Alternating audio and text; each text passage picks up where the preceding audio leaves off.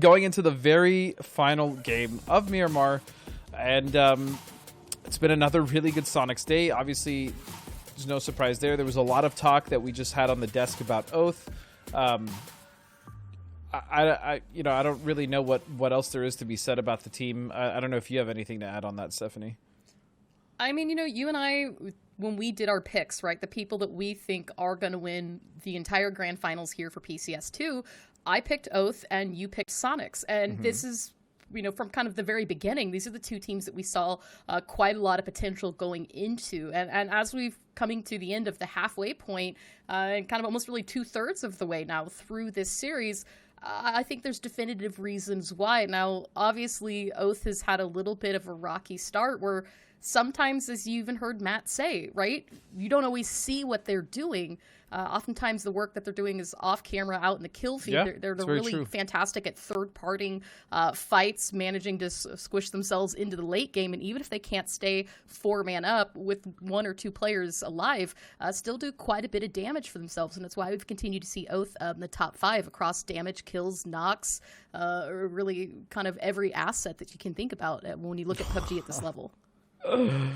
What a circle. What a circle. Flashbangs, nades, and mollies are very helpful in these situations.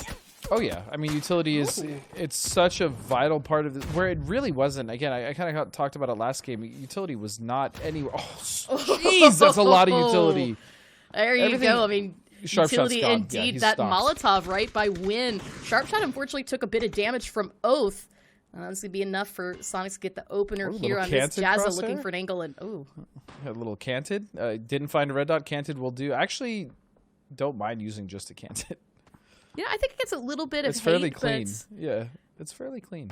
It's nice. It's not bad. Now, the thing, though, of course, as you can see, though, I mean, look, Jazza has level 1 gear, right? Level 1 helmet, level 1 vest, and we're still into phase 1. And this is kind of what we talk about, those early looting, sharing compounds of what these teams have available, not just in, obviously, utility, but now armor, bullets, and their full setup. And so if you're Veritas and even Sonics right now trying to not only battle each other, but you've got Oath, who's been continuously third party as you continue to see the bullet tracers across the screen. Yeah, and I mean, we'll see, of course, Therio, the bleed out from Sharpshot as Sonics were able to get that res onto Mime and, for the most part, fully heal. That said, I mean, when we're looking at these players, again, the utilities and even bullets left are starting to dwindle, and so Sonics are going to take this as an opportunity to go ahead and fully send this, wrapping around to the north, so not to be spotted out by Oath, and that flashbang perfectly timed there onto Jazza, but he's going to go ahead and recover pretty quickly through the windows, spotting out Sonics, getting some damage, finds a knock onto Mime, but Jazza is going to return it. Shrimsy in the knock there as well. And there you have it. Veritas cleaned up. Diggleton actually went around wide. And that is it for for Veritas. So Sonics should be able to get this res up. And so they're gonna have to move. But the one thing that I've noticed this series and this grand finals with Sonics that has made them so dominant is the use of utility, the way that they've been handling that in fights. The flashbangs from Hwin has been some of the best applications I've seen in a while, especially in North America. And then the way that they've been playing for trades. I mean, this is a team that is firing on all cylinders. Zenith on the other end of that spectrum, just not quite playing to their potential, even though they're still doing well for themselves in the top 5. Yeah, I mean, look, Zenith has already lost to losing Roth early out, and then now, of course, Leda to shoot to kill during that rotation. And this has kind of been their story, right? And now as they pull back away, taking them right into the barrels of Fabled, who's been playing pretty aggressive. So Kickstart sending it ahead, now taking on shots from both Rip and Hella, pulling away for safety, but already down to 32 HP. Not a lot of places to go safely, and it's going to choose to use this just driving around. Lidge. I mean, that's all you can do. Was going to catch him out for guard. And look at this great jump here from Fable that goes right over Zenith.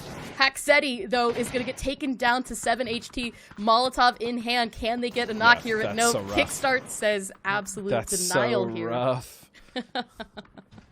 And he just flew right over top of them. There's no way for him to know that they were there. That's just unfortunate for Haxetti. And now the rest of Fabled are kind of just going to be wandering in. This is, again, one of those circles where there's not a terrible amount of playability in the center.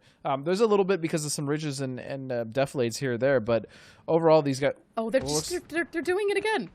Fable coming in right on the back side of this, crashing straight into it. Why? Greg Shot running over himself here, trying to take down Zenith. They will find one. Hella's still up, but she's down to 10 HP, and Zenith Esports is taken out. Hella will be able to get these reses as she gets up Greg right now. Is he going to see this? I'm not sure. Is Dodge pushing this? No, I don't think they are. But what we do see is that Guabi is on fire, and now a fight between Duel and Liberate out of.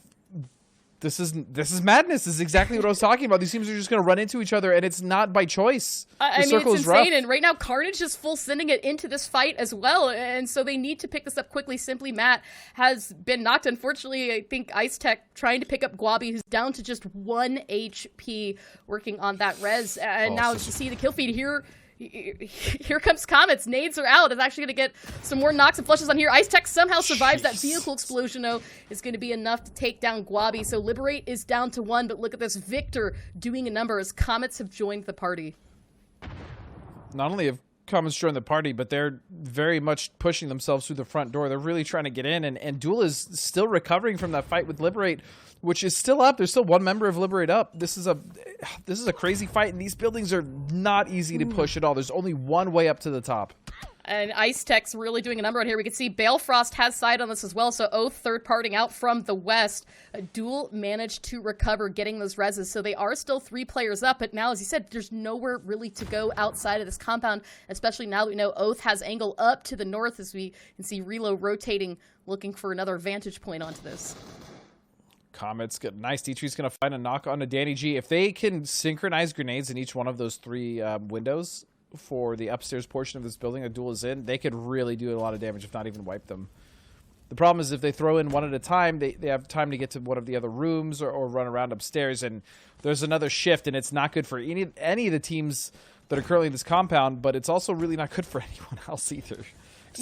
Unless you're on the south. The south is actually fairly playable. I think the south as well, right? We've got that really great ridge line right above this compound where these 3 teams are fighting it out, but Oath has managed to take shots on this, so if Oath can rotate inside the zone and kind of continue to gatekeep some of these teams as Comet's coming in for a hard push. Wooly has been knocked and flushed. We see Lamp has been knocked as well. Victor is lost. He's so lost in that smoke. There you go. Through the smoke, Victor finds Danny G. That's it for Duel, but Ice Tech for Liberate is still standing, and so Comets can't let their guard down just yet. I'm not sure if they actually know that Ice Tech is here. I think they might think he's white. No, they know he's here now. Ice Tech getting a knock onto D-Treats, but Monty and Yaxley coming down on him all at once. So Liberate goes out in the end, and smokes are out. I think Comets might be able to get this res. They got to get this res fast. Yeah, because they need to start working up that South Ridge. In front of them. They need to get up quick. And they will. They'll get the recovery. Meanwhile, Radiant's on the run from Dodge. I'm pretty sure they lost Gaxi, actually. Yeah, they did earlier in that fight. So that's going to be 1 down for Radiance. And they also find themselves in a really tough position because their only wrap really is to the west. And again, there's not a lot of playable terrain there. And Sonics as well trying to rotate in for the backside of Oath as Balefrost gets a knock onto Shrinzy. More utilities out from both teams, but mines found as well from Relo. Padcap's actually getting a knock out to Tickleton. All that's left still standing is H-Win, but Oath has very good angle onto this. Flashbang is out because, of course, why not? Coming in for the last push. They spotted out H-Win. A couple good peeks here from Oath, but Win at 54 HP, trying to keep alive as long as he can. He's fighting this. I think he might even try to get this res. What is going on here? Fighting for his life, and that was very impressive, but Win is going to go down as Oath finally take out Sonics. Nice 5 kills to start off this game as well. So although they're down a player, taking out Sonics, the lobby leader, is huge, as well as, you know, having a good position to play from here. They honestly do have a good position to play from here in the west. The issue is that STK also shares it with them. Yeah, as we see, STK used an opportunity to try to push down just a little bit, though. Shots focused on the north. Meanwhile, Oath can finally focus back again on the south. Shots towards the Comets. So you do remember 1 out that compound. And Relo Balefrost picking off Yaxley and Victor. And 2 down so far for the Comets. And oof, look at this. You've got hardships coming in from the backside of this as well. This is not very good for teams to the southwest. Oh, and they didn't check at all to see if someone was down there behind them to the southwest. Monty's going to go down. Comets again struggling. Like they had such a good fight there just now, and then they just kind of fell apart here. I really think that someone should have been scouting that. And we take a look to see where the circle has shifted. It's pulling back towards the Hardshift's location. So Oath trying to pick up this fight against Comets as quickly as possible. Comets still with 2 up and are going to find a knock. Yaxley picks on Reload. Pretty big. Ooh, D-Treats gets down very low, so Balefrost has continued to take shots from this angle, but going back around, Yaxley spots one, but it's not enough. Pat Caps finishes this out in the end. Comets eliminated, but there's no time for celebration just yet. Oath really took a heavy hit from this. They're outside of the zone, though, sitting on 9 kills. Hardshift's and STK waiting for them inside the zone.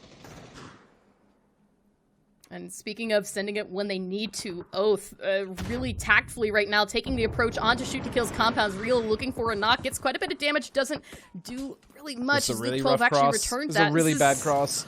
Oh, they are in throwable range as we see the nades and Molotovs come back out. Pat Cap's taking a little bit of damage. Now trying to spot out what's left of Shoot to Kill. We can see the damage coming in from Hardshift's.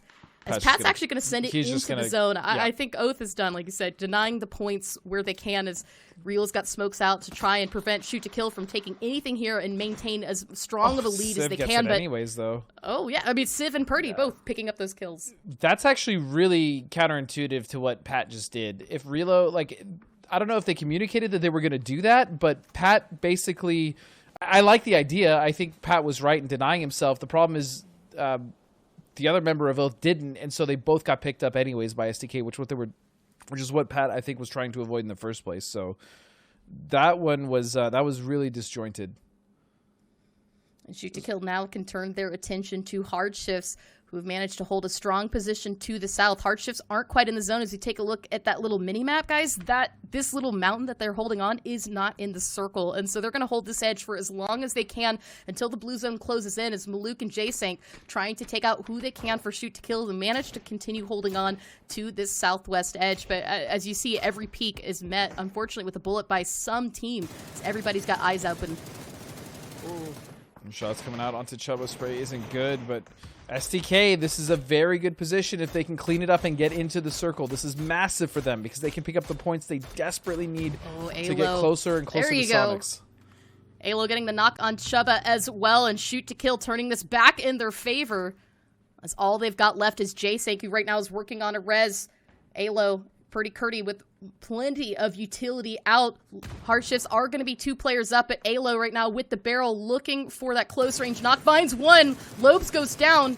All that's left is J-Sank if they can find him here for the angle, and that's it. Hardshift's are eliminated. We've got 5 teams still up, and Shoot to Kill will hold on to the edge here. Back over to the east, though. Ripper coming in the backside of Illusion is the last player still standing for Carnage. And he is just creeping. I mean, he's someone in the open, but he doesn't care. I mean, he knows that fight in the distance is going off. It's this is not good. Illusions completely dropped their guard, and that's going to be enough for Ripper to get the knock and flush onto Icy Flex, pushing himself back further into safety for the zone as we see Top Dog just on the other side of this ridge. But Alo has been taking shots at teams to the north. And Civ and Luke 12 are going to take the push here onto Marcelic to try to gain this little hilltop that ATC has been playing with. It's one of the last little bits of cover into the zone. As Melon starting to rotate back towards center circle for a stronger position. Top Dog, meanwhile, will find Ripper, and that is it for Carnage. Illusion. Last little dip there onto the east, and ATC continuing this back and forth exchange with Shoot to Kill. Shots out, but Marcelic can't land a knock here as Alo down south anchor still continuing to do quite a bit of number here onto ATC. Yeah, I don't really know what option they have. I mean, STK has completely taken over the circle. They have complete control of this. It's looking very grim for ATC and Top Dog. Like, unless they can make something happen here, get a lucky knock or two, this is STK's game to lose. 100%, not a single doubt in my mind, or honestly anyone's mind watching. I mean, this is such control from these guys. And 10 kills so far to their name for this match is, Top Dog has kind of been in a tricky situation. Shoot to Kill has been sweeping all the way through the east to try to locate him. Realizing now he's across the street. There goes the flashbangs. The push is coming in. Kurt wrapping around wide with Luke 12. Top Dog's going to have to get the opening knock, but he fails here. Luke 12 picks that up, and now Shoot to Kill can drop their guard and focus entirely onto ATC. As Melon is the last one still up at Alo, getting him down very low. Good shot. And out from Shoot to Kill, and it's Civil with the Molly. There you go. Shoot to Kill finally getting a chicken dinner there with 13 kills, and a fantastic way to end match number 4 on day 4. All my life I want money and power, respect my mind, or die from last shot. I pray my dick get big as the Apple Tower, so I can fuck the world for 72 hours. Goddamn, I feel amazing. Damn, I'm in the matrix, my mind